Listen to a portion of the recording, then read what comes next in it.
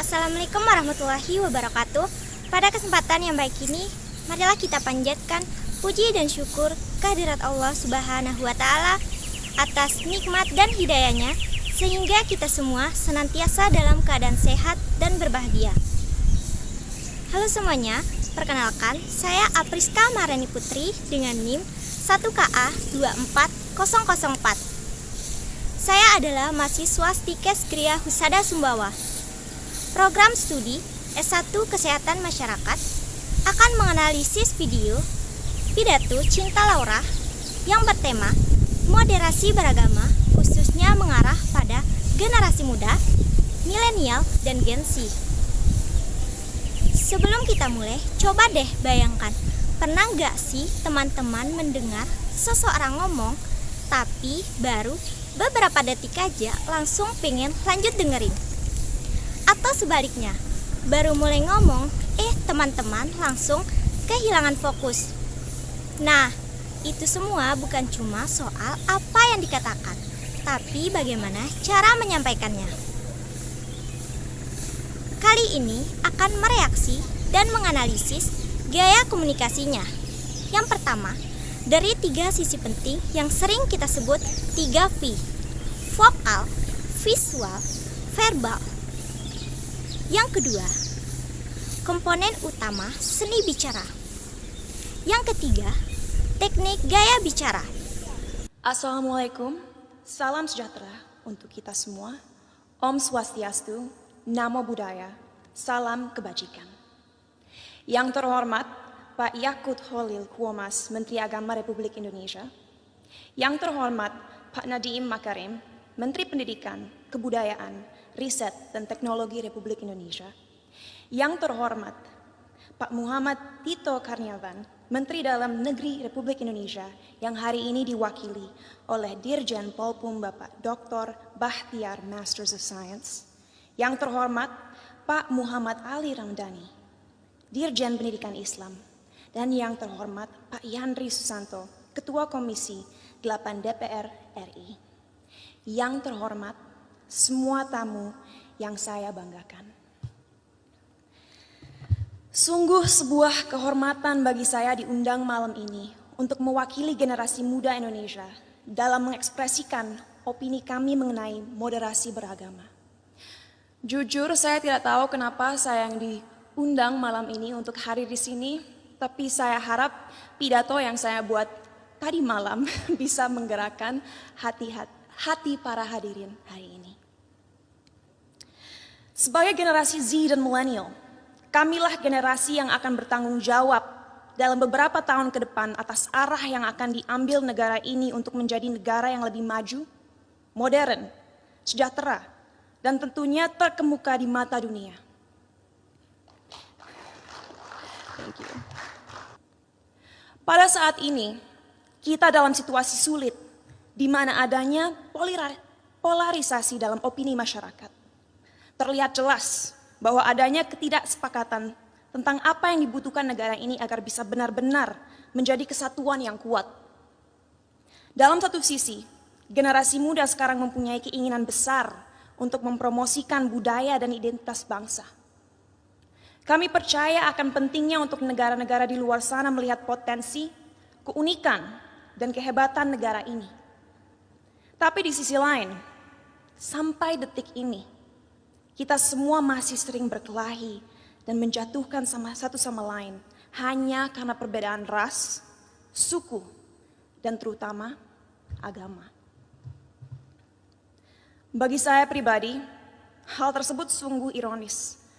Karena bukankah pasal 1 dari Undang-Undang PNPS mengatakan bahwa adanya 6 agama utama di negara ini? Bukankah moto negara ini Bhinneka Tunggal Ika, yaitu berbeda tapi satu? Tapi mengapa walaupun dengan fondasi negara yang begitu memeluk perbedaan dan toleransi, tetap saja masih ada konflik? Apa yang membuat agama mampu membuat kita melupakan inti dari identitas bangsa ini? Sebagai lulusan psikologi dan sastra Jerman, saya dari dulu memiliki kuriositas terhadap cara berpikir manusia. Oleh karena itu, pengetahuan tersebut saya perdalam dengan mempelajari filosofi. sampai detik ini, saya tidak akan pernah lupa akan apa yang dikatakan oleh salah satu filsafat paling berpengaruh sepanjang masa, yaitu René Descartes. Ia mengatakan, manusia adalah makhluk yang finite atau terbatas, sedangkan Tuhan adalah sosok yang infinite atau tidak terbatas. Oleh karena itu, bagaimana kita sebagai makhluk yang terbatas merasa mempunyai kemampuan untuk mengerti sesuatu yang jauh di luar kapasitas kita? Bagaimana kita sebagai makhluk yang terbatas bisa memahami esensi dari sesuatu yang tidak terbatas? Jadi, apa yang harus dilakukan ke depannya agar bisa melawan segala kebohongan yang ada? Apa yang kita bisa lakukan untuk memberdayakan rakyat bangsa ini? Saya rasa jawabannya cukup jelas. 1, penting sekali kita segera mengingatkan kembali saudara-saudara kita akan indahnya, kayanya, dan uniknya budaya-budaya yang kita miliki di negara ini. Sejak usia dini penting kita mengenalkan budaya negara ini tidak hanya di sekolah, tapi juga melalui media dan semua platform digital yang ada. Sebuah hal yang krusial untuk disadari bagi generasi muda akan relevannya budaya kita di dunia yang semakin modern. Our culture is cool, not old school.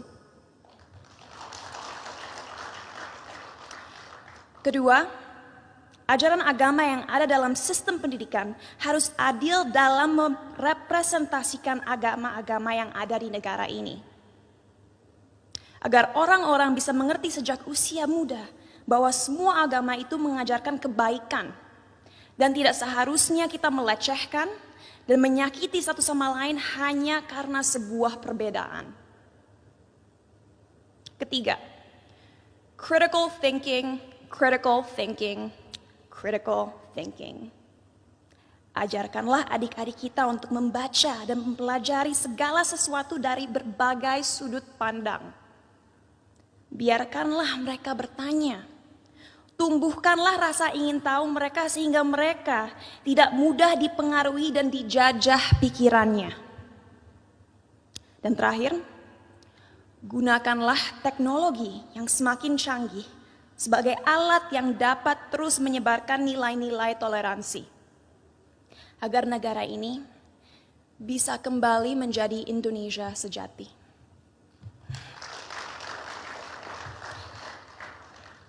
Sebagai penutup, saya ingin membacakan quote berikut.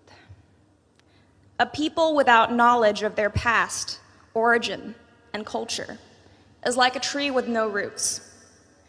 Tanpa fondasi yang kuat, tidak akan ada bangsa yang bisa bertahan. Oleh karena itu, ayo kita bersama-sama menjelmakan lambang Garuda dimanapun kita berada. Mari kita taat dalam beragama agar menjadi manusia yang bermoral, tapi mari kita juga merangkul budaya Indonesia untuk membimbing identitas bangsa. Terima kasih, salam sejahtera bagi kita semua. Yang pertama yang akan saya analisis dari 3 V. Verbal.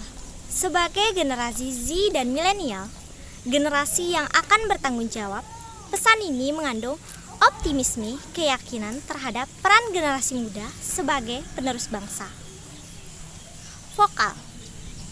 Nada suara semangat dan percaya diri dengan tekanan pada kata bertanggung jawab, maju, sejahtera, dan terkemuka di mata dunia.